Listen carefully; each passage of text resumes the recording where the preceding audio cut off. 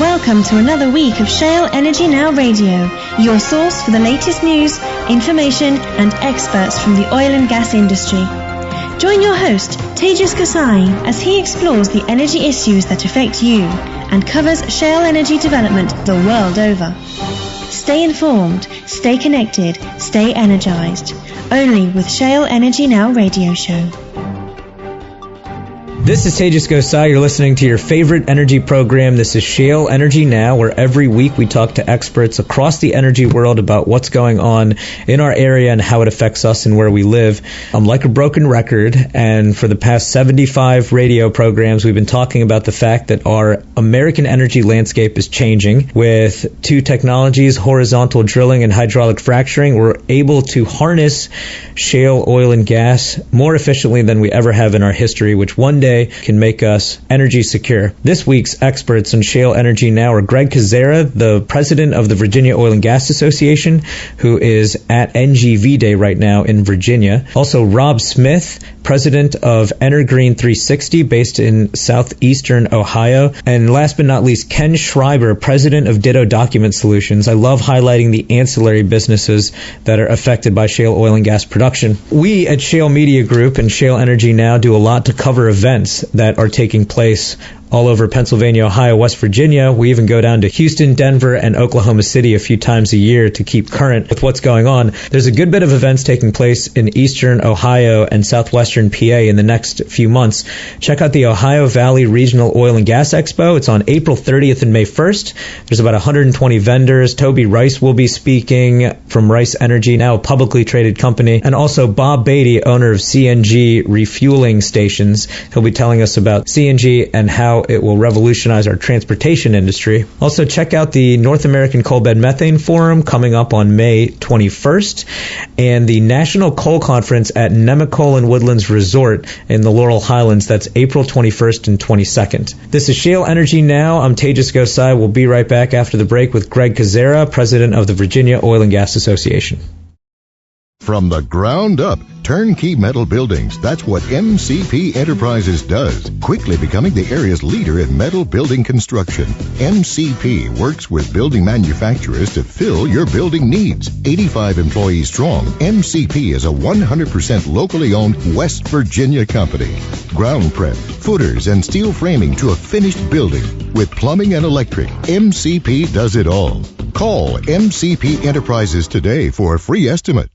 Call MCP Enterprises 855-521-7878. This week we're checking back in with Greg Kozera, who is the president of the Virginia Independent Oil and Gas Association. In our last interview, which you can listen to at shaleenergynow.com and any of our previous podcasts, we have about 75 different radio interviews on that platform. Check it out again at shaleenergynow.com. You can hear us talking a little bit about coal bed methane and some of the other excellent hats that Mr. Kozera gets to wear. So with that, Greg, welcome back to Shale Energy Now. How are you? Tejas, great to be back with you, and hey, I'm doing good. Excellent. You are always running around and you do so many different things. I love to hear exactly what's going on, and I know there's some great events coming up. Of course, May 21st, we have the NACB, North American Coal Bed Methane Forum event taking place, which you can register at shalemediagroup.com or the North American Coal Bed Methane site. But there are a lot of other events. Do you want to chat about NGV Day coming up? Oh, yeah, this is awesome. April 14th, 15th, 16th is the Appalachian Basin Natural Gas Vehicle Conference and Expo, and it's going to be in Richmond, Virginia at their convention center. This is the second year of this conference. The first year was held in Charleston, West Virginia. The West Virginia Oil and Natural Gas Association hosted it. So this year, the Virginia Oil and Gas Association is hosting it in conjunction with Virginia Clean Cities. But what excites me so much about natural gas vehicles, a lot of times people don't really understand the shale and all this drilling and fracking and everything. And sometimes it's hard for them to, as long as the lights come on and the heat's on, everything's good. But natural gas vehicles are the first time that we're beginning to bring this shale revolution we're having, Tejas, to the public. And to give you an example, I had a gentleman when I was speaking at the Governor's Energy Conference last fall from Virginia Public Radio. And he wanted to talk about fracking until I mentioned that, by the way, we got one of our member companies that can fuel their vehicles for $1.24 a gallon. He stopped. The other 15 minutes of the interview, all we did was talk about natural gas vehicles. He got so excited. He was almost foaming at the mouth. He says, $1.24 a gallon? I said, yeah. It's an equivalent gallon. In other words, it's, you go as far with that $1.24 as you do with a gallon of gasoline. Yeah, I believe the metrics is a GGE, gallon of gas equivalent. That's how it makes sense to the consumers or businesses. Oh yeah, and it is. I mean, can you imagine, a soccer mom being able to fuel her minivan for half the price of what she's paying now? So that's real money to real American families. Not to mention the fact that it's here. It's our product, so we're talking about American jobs, and the byproducts are going to be water and CO2. So when you're starting to talk about you're driving a vehicle that's cleaner from an emissions standpoint, it's cheaper and it's safer, because if you ever get into an accident with one of those things, it's not like gasoline is going to spill around the ground and cause an explosion or fire. This stuff vents and it goes up. So you're talking about putting your kids in a vehicle that's actually safer than what they're riding in today. So, for soccer moms, for all of us as Americans, it's a good deal. And we're beginning to see that revolution. That's the big thing with the educational aspect of this. And I'll get on my high horse for a second about this topic. Natural gas vehicles and alternative fuels is one of my favorite topics in the galaxy. Right now, our country is one of the only countries in the entire world that has such a short supply and demand for natural gas vehicles, because over the past 60 years, we have been conditioned to rely on foreign products. And if you look at how many gas stations there are in our country, I don't know what the metrics are, but I believe that only 1% or 2% of the vehicles in our country run on our own fuel source. It's really an educational thing. Some people, the argument is, I don't want to have a bomb in the back of my car. Well, that's just uneducated. You're not looking at it the right way. You need to understand that this is better for the environment. It's cleaner burning, and exactly what you said. You're not going to have something like pooling fuel or something that can ignite really quickly. But this goes back to the culture of our country. We rely a lot on media and different outlets, and that's how the foreign countries have made us rely on this fuel source. This is the first time in our history we don't have to anymore. Amen. You're spot on, Tejas, and your point's well taken. Because did you know, I was doing some research for my book, Iran has over 1 million natural gas vehicles. Right. If you stop and think about this, from their standpoint, it's absolutely brilliant. They're fueling up in their own country with natural gas from their wells, running local vehicles. And what do they do with the oil? They sell it to the West at $100 a barrel. How cool is that? It's a problem, but they're smart in the way they take advantage of our system. And now it is difficult to educate folks on the topic. And then we have this very major issue of range anxiety. And if I do get a CNG vehicle, where am I going to fuel? This whole chicken and egg situation is now coming to a head. There's more and more CNG refueling stations blipping up all over the country, but you got to have people that buy the vehicles, or those folks don't make money, and then they shut them down. And I think what's beginning to happen, of course, in West Virginia, good case in point. We've got Bridgeport, one at Jane Lewin, certainly one at the state capital, Charleston. There's some other ones scattered around, and we're starting to see that infrastructure, and that's what we're going to be talking about at this conference, because there are some of the same people that put those fueling stations in are moving to Virginia. Again, their plan is to begin, Tejas, along some of the major corridors, the I-95s, the I-81s. And as we begin to see those people move into that area, and really, as a matter of fact, one of the goals of this NGV conference, what we really want to do, our focus, we want to bring fleets to this thing. So if somebody, as a matter of fact, they can contact me at ngv-expo.com. But if you have a fleet, we can give you right now today, you can get in for free, because we want fleet people there. Because if you've got 5 or 10 vehicles that you can convert, there's people that do the conversions, there's people that put in the fueling stations, and certainly we got plenty of supply, so the pipeline people are going to be there. But that, and think about that, the one big variable, if I'm running a trucking, this is what UPS and Waste Management figured out. If you're running a bunch of vehicles as a fleet, the biggest variable cost you have is fuel. I mean, if suddenly something happens in the Middle East and gasoline or diesel goes to $5 a gallon, that's your cost, and you've got to recoup it. If you're running on natural gas vehicles, that's American fuel. It's not going anywhere. We can look. Matter of fact, we can see what the strip is for that lot several years, and we know that it's. I think you look into 15 or 16, it's still $4 something a thousand. So that's stability. And you can even make a long-term contract with a supplier. So if I'm running a fleet, what I want to know is, what am I going to be paying next year for fuel? And think about it. If you take that variable cost away from those folks, what a deal. You know what you got. And if you're competing against other trucking companies or other competitors that are running diesel and you're on natural gas, what a competitive advantage you got. So we'd love to see the fleet people there, because that's really all we want to do is get them and the people that are making the vehicles, that are doing the conversions, that are selling the vehicles. We've got General Motors will be there. We've got Volvo there. We've got Honda there. We've got people from the U.S. Department of Energy there. U.S. Senator Mark Warner is going to be speaking, and just an incredible lineup of topics. So, and over right now, I think we're 35 plus exhibitors. So it's going to be a great event and really a good opportunity for fleet people to know what it's going to take to get this done.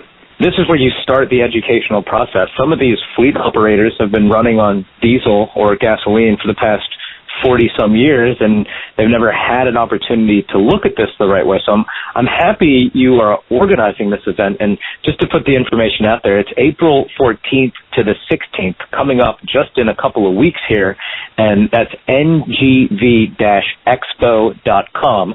You can read all the information there. You can even sign up or be one of the companies that are sponsoring this event. I see Consol Energy, EQT, Range Resources, ANGA, Columbia Gas of Virginia, Noble, Washington Gas, Clean Energy, a lot of great organizations. And we've seen a lot of this take place in the Pittsburgh area. We work hand in hand with Pittsburgh Region Clean Cities, and a big piece of what the Clean Cities organization does is they help with free educational seminars, expos, things like that, just to figure out what the numbers are. And if you don't have to directly buy a CNG vehicle, you can actually convert your vehicle right now if you wanted to. And I just did a little bit of the math on this.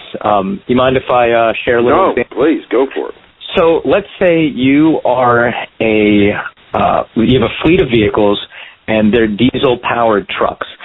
Let's say you use 10,000 gallons of diesel per month, which is a small amount when you have a large fleet. But you run through 10,000 gallons of diesel very quickly. But right now, diesel's $450, $460, $470 in some areas.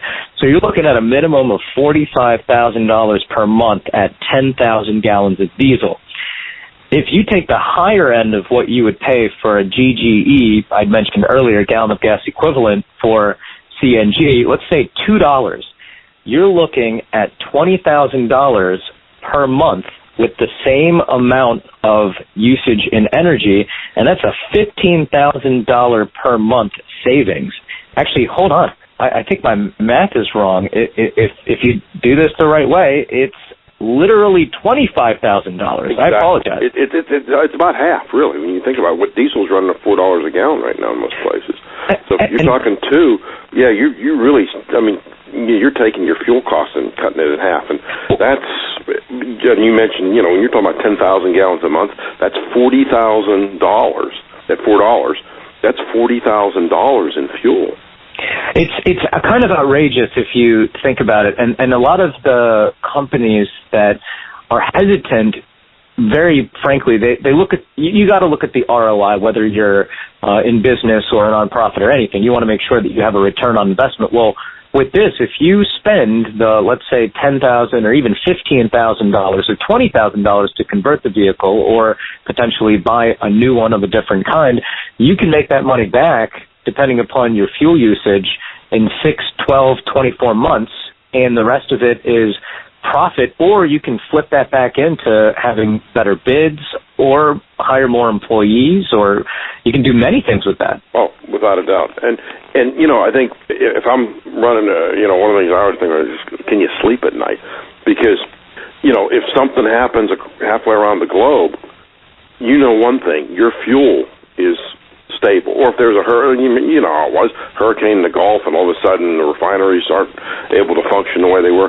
Well, if you've got NGVs, it doesn't matter. That pipeline is going to be hauling product to you, and you don't have to worry about it. It's here. Right now we get the Marcellus and the Utica. I mean, the natural gas is right in our backyard. What a deal! I mean, cheaper, domestic, abundant, affordable, clean. You put all the pieces together, it's really not hard to. It's kind of a no-brainer from what I can. Right. It is a no-brainer, but at the same time, business is difficult to culture in education, and it takes $1 or millions of dollars to kind of make the shift when you look at it as an aggregate. But we're getting there, Greg. We're finally at a point where it makes more sense to jump on the bandwagon than it does to not take part in this revolution. I absolutely agree with you. Well, let's get into a couple other things. Virginia is a good example of a state that isn't surrounded by shale oil and gas. We know that, like for Pennsylvania, we have maybe 70% of the state that has Marcellus, Utica shale. Ohio has a decent amount, West Virginia as well. But Virginia is not in that boat. How has it been for you to deal with the fact that most of the state is not directly above the fuel source? From a trade association, it's been a challenge because obviously we're not drilling as many wells as we used to drill down in Virginia. We're seeing, and let's face it, a lot of the dollars that might have been put into Virginia 5 years ago are going to places like the Utica and the Marcellus. So that's hurt us in some respects. What we are seeing, though, the producers that are involved are beginning to move to higher technology and even horizontal drilling. We're doing horizontal drilling, hydraulic fracturing, a little different style. We do nitrogen fracks in Virginia, but they're taking the same technology that's been successful in the Marcellus and scaling it down, but using that same American ingenuity to begin to expand production from the Virginia wells. Well, yeah, and we're 8 to 10 times more efficient than we were, say, 20 or 30 years ago. So it financially and profitably makes sense for the companies to be able to do that. Right. And the other reality is, as much as, I'm sure that the governor of Virginia would love to have more resources, but, Mother Nature's done what Mother Nature's done. So, a successful NGV conference in Virginia means more natural gas. Well, where's that going to come from? The Marcellus. The bottom line is those pipes that, the Columbias, the Dominions, where's that gas going? It's going to flow from the Marcellus into Virginia to fuel Virginia vehicles. That's just the reality, because we don't produce enough gas to do all that by ourselves in Virginia. So it's going to take, Marcellus and Utica gas, because they're already fueling, running power plants on it. So a successful conference is going to create another market for what we're doing in Pennsylvania. Well, and I love what you have been doing for a while now. I know you're all over the eastern coast and sometimes in New York and Pennsylvania, Ohio, West Virginia, of course. But with the work that you're doing with North American Coal Bed Methane, with the North American Coal Bed Methane Forum, we have the 54th forum taking place on May 21st in Morgantown, West Virginia. Let's talk a little bit about that again. We did it last time, but it's always good to keep it fresh. I know there's already been a lot of registrants, and we're getting closer and closer to the date. Why don't you tell us again a little bit about coal bed methane and how it relates to this whole energy world and even how it relates to shale? In a lot of respects, coals and shales are very similar, so a lot of the technical talks that at that forum are going to have direct application to what goes on in the shale. So some of those technologies are similar. But the other part of that, when you look at it from a pure American energy standpoint, even though we're producing a lot of shale, coal is still a major fuel source for our power plants. And as much as, there's people in Washington that are trying their darndest to take it away from us, the reality is, as natural gas producers, we can't do it all. And people can dream and whatever, but wind and solar aren't going to cut it. I mean, we can go into that real easy, but at the end of the day, we need coal. in Virginia, they began to use coal bed methane. Dr. Thacker told the story last time, but the whole idea was getting that methane out of the mines before the miners got there. So what they've done is they've eliminated mine explosions and a major safety hazard. So what we're doing, we're producing gas from the coal, creating safer mines, and now we have an abundant coal resource. Of course, the other thing is, from an American trade standpoint, Germany's building 27 coal plants. Guess where the coal's going to come from? West Virginia, Pennsylvania, Ohio. So we still need to be able to produce that coal efficiently but safely, and a lot of that's going to be covered at the coal bed methane forum. So anybody that's involved with coal, and it's a kind of coal bed methane kind of draws a line. It kind of joins coal and a lot of the natural gas stuff we're doing. Yeah, it's another advent of where our science and technology is making us more efficient when it comes to energy production, and that's the one thing that will never ever change.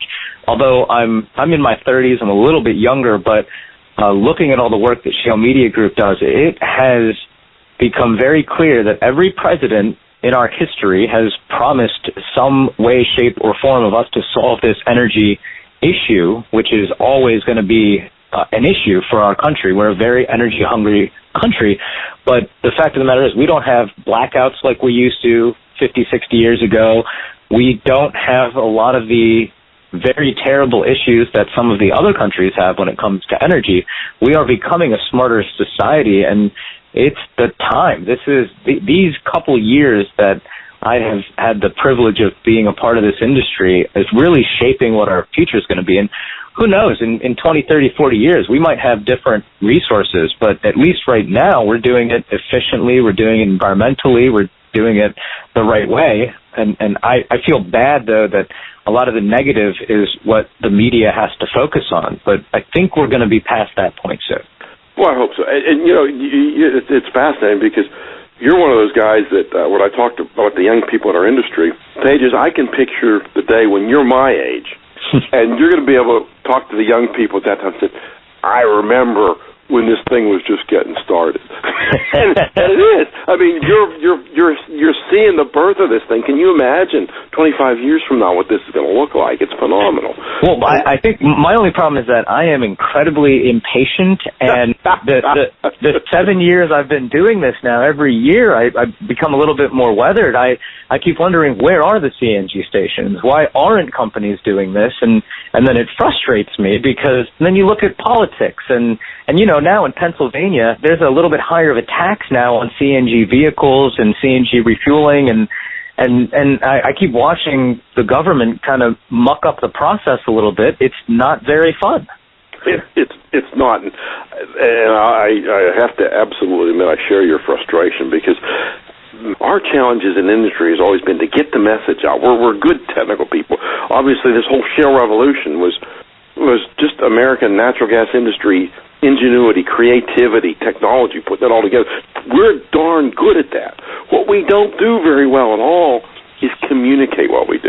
Case in point, I'm a friend of mine. I think I talked before about, we got that elk herd, and on those natural gas sites in Virginia, they've been reclaimed with the kind of grasses that are bringing back birds and butterflies and bees. And this guy tells me, he's VP of Northern Drilling, he says, I'm going to take the Audubon people out there tomorrow. And I said, you're doing what? He says, yeah, Greg, I'm taking the Audubon people out to the well sites where the deer and the elk are. And he said they're seeing birds there that they haven't seen in Western Virginia in 40 years. And I said, I had no idea. He said, oh yeah, we do it all the time.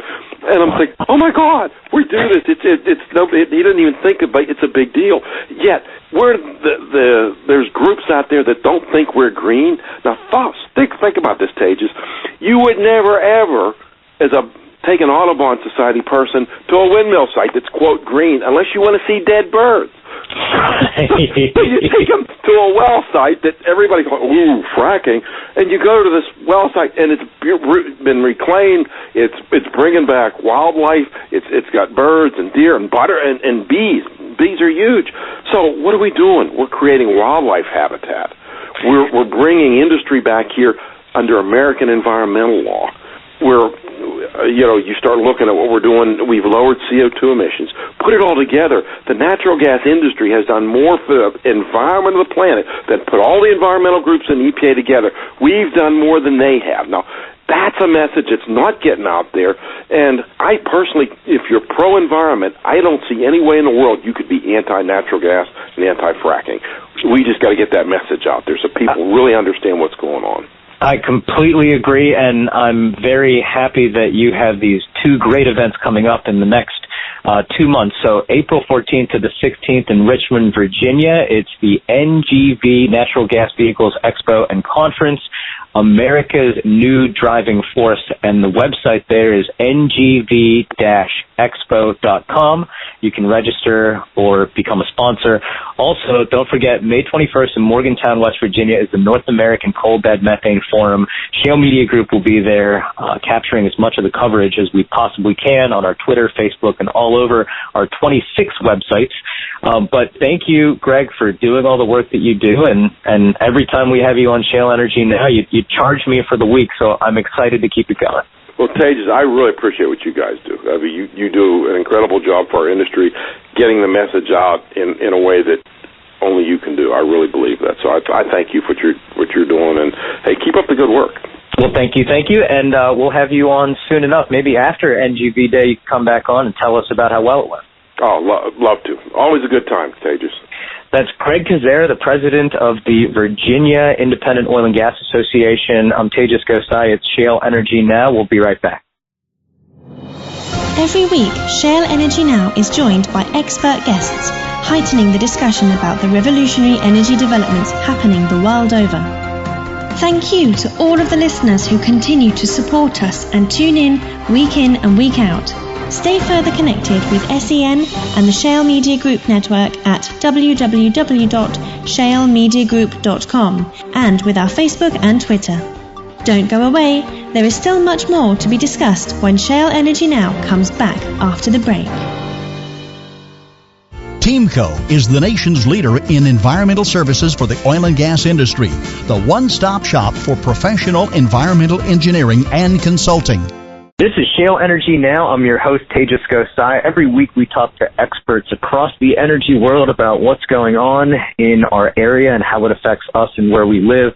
Over the past few radio episodes, we've heard about all of this production with shale oil and gas taking place across Pennsylvania, Ohio, and West Virginia. In previous programs, we've talked about the shift from northeastern Pennsylvania over to southwestern Pennsylvania.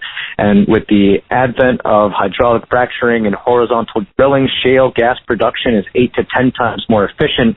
And with the Utica shale, we have a lot of wet gases. That is different than dry gases in that there is a higher commodity rate when you look at wet gas. It utilizes the ethane, propane, butane, so on and so forth. And that is a big reason that we will be at the Ohio Valley Regional Oil and Gas Expo coming up at the end of this month. May 1st is when it's open to the public.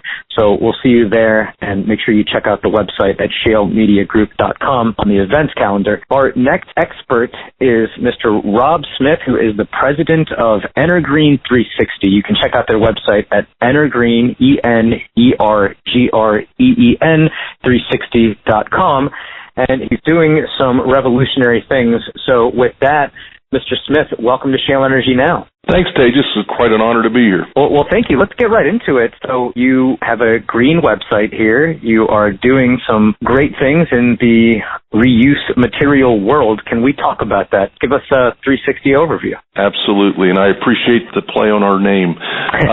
EnerGREEN360 is a company that we created to recycle earth and materials from the oil and gas well production in Ohio. And what we're doing is taking that top hole material, and rather than have it go to the landfill, we are using it in the development of an industrial park so that eventually we can create jobs. The other opportunity we have with that material as well is to return it back to the pads themselves for either roadbed construction or whatever. So really we have two end uses that take this valuable material and put it back into commerce. That's excellent. And one thing we don't see enough of is more initiatives like this. You can't create more land. You can only create more usable land. So I guess that's the goal here.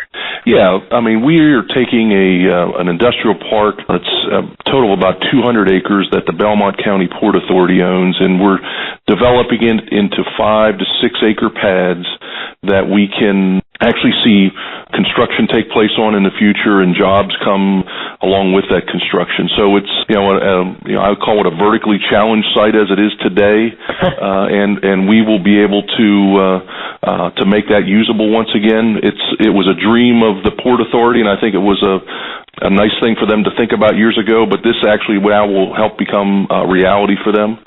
So we're real anxious to have them as our partner on this. And you've done a lot to get this company and initiative off the ground. It's been quite a bit of legwork, but you've had a lot of parties that have assisted in the process. Of course, the Ohio Department of Natural Resources and UGA and all the different associations. How long has this taken for you to get to today?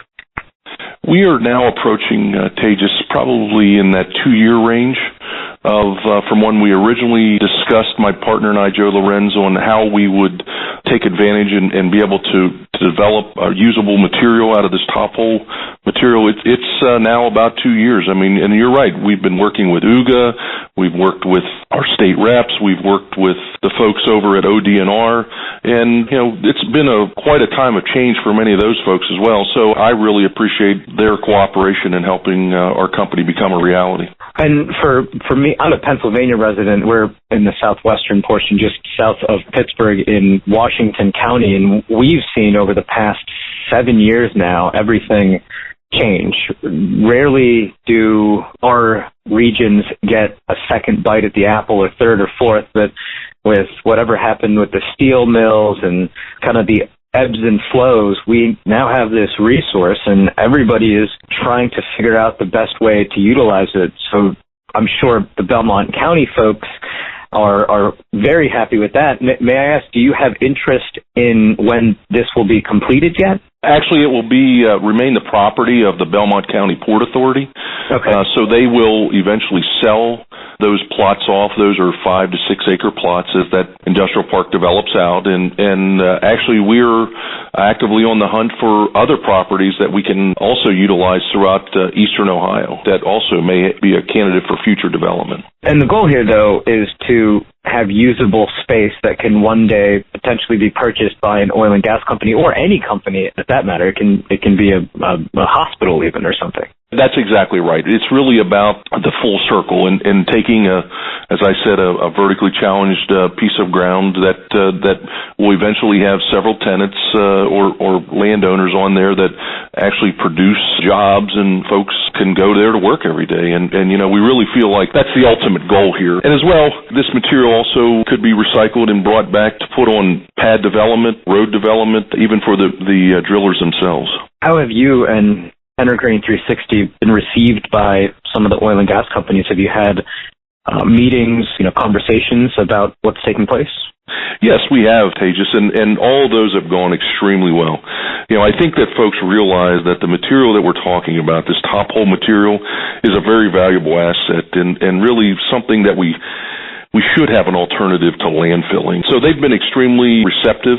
We have had several conversations with the major drillers in eastern Ohio and some that are coming to Ohio, and I can only say that their burning question is, when will you be able to accept my material? So we've had a very, very positive reaction. Excellent. Well, we're looking forward to hearing more about what will be happening. And I know Belmont County is kind of the epicenter right now for everything that is happening with oil and gas. So many different companies, individuals, and I think the metrics is every one oil and gas job that is created leads to 7 ancillary businesses in the area.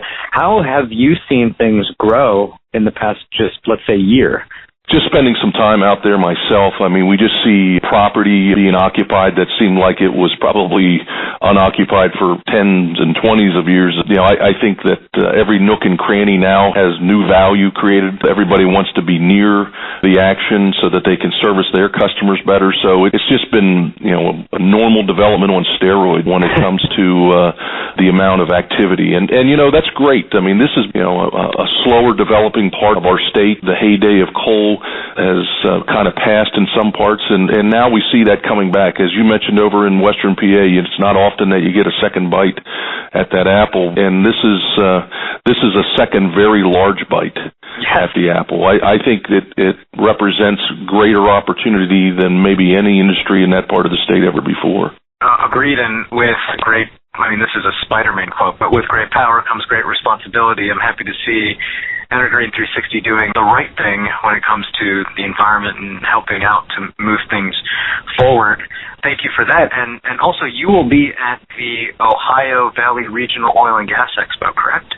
Absolutely. We're a sponsor, and we're looking forward to meeting not only potential new customers, but also the community in general out at that expo. And, you know, we would ask folks to stop by and introduce themselves. We'd love to be right there so they know who they can talk to when they have a question. And you can see EnerGREEN360 and meet Rob Smith, the president, at the Ohio Valley Regional Oil and Gas Expo. That's April 30th and May 1st, open to the public. There's about 120 different vendors that are going to get together in Belmont County for this event. So we're hoping for good weather and a nice presence in the name of oil and gas. Well, Rob, thank you very much for being here on Shale Energy Now. We're looking forward to seeing what happens, and maybe eventually as things progress, you could come back on Shale Energy Now. Absolutely. I would appreciate the opportunity, and I just want to say thanks again for the opportunity here today to spend it with you and your audience. And you can check out EnerGREEN360.com or call 844-360-3636. And thank you, Rob, for being here with us. We'll talk to you soon. Thanks, Tejas. Take care. This is Shale Energy Now. I'm your host, Tejas Gosai. We'll be right back after the break. Check out our previous podcast at ShaleEnergyNow.com. One decision, endless possibilities. California University of Pennsylvania opens your mind to more than 130 programs of study. Programs that matter to education, to healthcare, to technology, to the future of our world. California University of Pennsylvania, because the world is waiting for you. Visit or apply online, calu.edu. Join the MarcellusShale.com and the UticaShale.com every month at the Elite Energy event. Come connect with the oil and gas industry and increase your network. All information can be found at www.themarcellusshale.com/Elite Energy event. For further information, please contact events@shalemediagroup.com. Now back to our show. We are here with the owner of Ditto Document Solutions. Tell us about your business and how you have been solving some of the issues when it comes to documents. Sure. We're actually in our 19th year of business, and we started 19 years ago. We started as a legal copying service, and we dealt primarily with law firms and legal departments and corporations. So moving ahead, 19 years later, we're still in that space, but that's maybe about 25 to 30% of our business. So within the legal space currently, what used to be copying, now a lot of that has gone to imaging of documents. We're taking a lot of hard copy files and drawings, and we're scanning all those documents, and we're also actually getting hard drives now. So where it used to be paper, now we're getting paper, converting it. A lot of these companies and even law firms manage a lot of this data. In the oil and gas world, we're seeing a lot of leases coming through, land leases. A lot of these law firms that are kind of out there in that space playing, we're seeing a lot of that coming through and a lot of documentation from that end. So in the past 20 years, with the advent of how much people use the internet, how much people have to access data continuously and they can't wait for a document, or it might be a little bit less safe to have all of your documents in one place because you need to see it. You've had to adapt the business and kind of keep it technically savvy and be able to manage probably millions of documents. Correct. And there are some clients that we have millions and millions and millions or terabytes of information that we're receiving from them. And yeah, I mean, security, you mentioned that. That's a big part of our business when you're dealing with a lot of these utility companies or financial institutions, healthcare industries, and you're dealing with sensitive data. You have to make sure that that is very secure. So we've invested a lot of money and put a lot of resources into that. And yeah, keeping up with that, it's a lot different, not only from 10 years ago, 5 years ago, even 1 year ago. It's changing that quickly. and it's constantly growing, so you can never lose the data. You have to continuously manage it, and then it never stops. So you're amending it every day. Yes. Or every week, or however often you do it. Yep. So also on the other side of the business that we do, about 70% of what we do is more on the digital marketing, digital printing part of our business. And, there's a lot that falls within those categories. For example, some of our larger corporate customers that we deal with, we could create a website for them where they could have their employees log on to the website, whether they're at the corporate office or they could really order from anywhere. And we may have a document library or a storefront set up where they could have a lot of their marketing material, human resources material, business cards, letterheads, so they could actually go online. They could customize it, personalize it, and really basically go through the whole shopping cart experience and order what they would want. They can pay with a credit card, place the order, and then we usually ship the information out, the print material, and sometimes it's electronic information within 24 to 48 hours. So we've seen that, especially as there's a lot of companies coming in from out of state, and they're setting up, corporate offices, whether it's 10 people or 100 people or 1,000 people. They don't have those resources that they may have back at their corporate offices. So we may get all their data, whether it's their logos and their colors and their marketing materials, they kind of house that here, and gives them the ability. And as they're hiring new people, there's a ton of training material that comes into play. And then whenever there's open enrollment for benefits, there's a lot of different things that come into play. So we work with these corporations to help them manage and have a successful campaign or a project that they may have. So it really is document solutions. You're solving the problems that companies are having preemptively before they have those problems, and they know to go to you for those solutions. Yep. Yeah. Well, a lot of times we look at that as the outcome of the project. We try to work from the outcome and work our way back. So, how about your staff? I know you have a very large office here. You have a lot of equipment. Mm-hmm. I believe you're also kind of on a 24-hour business schedule. How does that work? Well, ever since day one, we've been open 24 hours a day, 7 days a week. Obviously, for the first 6 months or so, we'd have to forward the phones to us, and we'd be answering them. But yeah, we have somebody here around the clock. Our main office is in downtown Pittsburgh. We have a secondary location in Cranberry, and the one in downtown Pittsburgh is 24/7. We have just over 60 employees, so you can really pick up the phone and call here anytime, and there's always a human being answering the phone. And it's we actually get a lot of our work done at night. We get real busy during the day, a lot of rush jobs that come in. We ship a lot of stuff out. We do a lot of direct mailing campaigns, and we get a lot of work done second shift and third shift because there's not that many new projects or calls coming in at that time.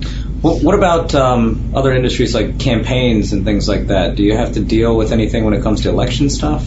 A little bit. We get involved with that, but if you're talking about those types of campaigns, also a lot of the campaigns we talk about are, I guess, cross-channel, multi-channel marketing campaigns, where we're not only doing direct mail, but we're doing a lot of email blasts and tying those in with the direct mail. And sometimes some of our customers require us to get more involved with text messaging, and you can kind of tie that all in together and track and manage the results of any of these campaigns. Going back to the campaigns of people running for office, we do some of that maybe every 2 years or 4 years. We kind of dabble in that. A little bit more cyclical than usual. We like to get paid up front for those jobs. Nice, of course. Of course. Well, what about the future? So we know things are changing, things are advancing. Back maybe 10 years ago, a web year was only a few months, and now it's even shorter and shorter. So what are you doing to make sure that you stay on top of the competition or stay on top of your client's trust factor for the next few years? Or are you planning on expanding, more equipment, more? I mean, I know you need a lot of terabytes, you need a lot of information. So how do you manage that? So we're expanding in a bunch of different ways. We're taking over more space in this building up on the third floor. That's going to be office space. We are expanding our facility in Cranberry, which is going to be more of our warehousing space. but we're actually looking at space a couple blocks down the road where we're going to expand on our fulfillment services. We do a lot of digital printing for clients, but also we have to pre-print some product and material because it's more cost effective, so we have to warehouse that. Plus, we also do a lot of promotional products. And there's a lot of different components. Sometimes they may provide us with items, so we need space to store everything. And that's a growing part of our business. Even though more of that's going electronic print on demand, there still is the need for us to do warehousing. Then internally, for expansion, really it's the quality and the caliber of people we're employing. We have about a half dozen positions that are open right now, and most of those would be on the project management, IT, an analyst, more of the technical side of the business, because it really is becoming more of a technology business as we're managing not only mail files for doing these direct mail campaigns, but when it gets into managing employee data, employee customer data. And it's just very, very important to make sure we have that all under control for these customers. So let's talk a little bit more about shale oil and gas. We've seen the Marcellus and Utica shale change everything around the Pittsburgh area. You're here entrenched in Pittsburgh and Cranberry. There's a lot of companies over there. So what have you done with shale oil and gas? Have you worked with any oil and gas companies? I understand if you can't name them, but it'd be nice to hear some of the work you've done with them. Yeah, well, on the litigation or legal support side of our business, we're still doing a lot of that for some of the law firms and the departments within these corporations. They may have a lot of files. We're still doing a lot of imaging and data management for them. But really, we've seen a lot of all different types of projects come through. There's a lot of trade shows that are going on, so we have customers calling us up for banners and banner stands and boards and promotional products with their logos printed on pens. We're seeing a lot of that type of business coming through. Really, we're doing signage for out in the fields for companies if they need to put signage out there. Training material, that's probably the part that we see the most new opportunities. Training materials, safety manuals, and we're doing an awful lot of that. We're doing a lot of online systems where these companies can go online and order these products, and we ship them directly out to the mines or directly out to the sites, because they could be a couple hours away, and we ship directly to these locations. We see a lot of that. Even, like I said, a lot of these companies coming in that need their business cards, letterhead, envelopes, some manuals or whatever it might be, some type of brochures. We're doing a lot of that type of work too. And we're seeing companies that are working with helping landowners lease their property. So we're doing a lot of these town hall meetings where we're doing direct mail campaigns and marketing campaigns for these companies to bring people in. And that must be a big portion of it as well, because whenever there's a lease that is signed or anything like that, the law firm has to keep the integrity of the lease. It might be for 5 years, 10 years, and you're the ones who have to make sure it's managed properly. Yeah, sometimes we'll see it on the front end, and we'll see it on the back end. After it's executed, it'll come back through, and we may scan that document for the company that owns that, because they do have to keep that for many, many years to come. Do you ever work with lease administration for the companies, or do you actually have to OCR the data and things like that? We do, but that's usually just an add-on that we'll do for whoever orders that. When it comes to the lease administration, I'm not sure. That's just usually just handled through the company within the firm that we'll deal with. And if you don't mind me asking, what are your thoughts on this whole shale revolution that's taking place? Some people are still questionable about it. Other people have seen the benefits, and we're always trying to keep it environmentally friendly. But what are your thoughts about it? I think it's a huge, huge win for the region. And I always joke around. I'll tell people that as you drive down some of these country roads, you see these houses, and then all of a sudden you might see like a big addition on the house, and you might see like a brand new tractor or a brand new car, and a lot of these people are really benefiting from the mineral rights on their property. But not only that, all the companies that support all these companies, whether it's my business, the transportation companies, the trailer companies, and all. There's just, you can go on and on and on. And I think it's great for the region. I think we're just scratching the surface, and 1 year, 2 years, 5 years down the road, we're really it's really going to benefit us even more. Well, we're happy to see the work that you do, and we're very thankful that you're here. We'll keep in touch and maybe check in with you in 6 months or a year and see how things are going. Perfect. Awesome. Thank you. Thank you. You've been listening to Shale Energy Now, and thank you for listening. You can check out our previous podcast at shaleenergynow.com. We have 74 episodes in the can on that website, and we'll be having our 75th radio episode anniversary next week with Rick Stouffer and some of the speakers from the Ohio Valley Oil and Gas Expo. Check out that event taking place on April 30th and May 1st.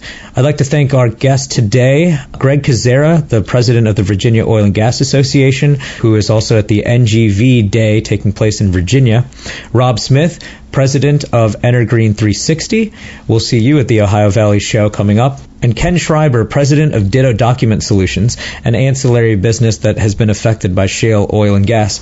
Look for other events at shalemediagroup.com. You can also find a transcription of this radio program at shaleenergynow.com or our previous programs. So come and visit us at the Ohio Valley Regional Oil and Gas Expo on April 30th and May 1st. Also, Nemacolin's National Coal Conference, April 21st and 22nd. The Pittsburgh Business Times is having an energy gala on May 8th, and Nemacolin again is having a Shale Energy Conference on May 12th and May 13th. Last but not least, visit us at the North American Coalbed Methane Forum on May 21st. I'm Tejas Gosai. Tune in next week to Shale Energy Now. Thank you for listening.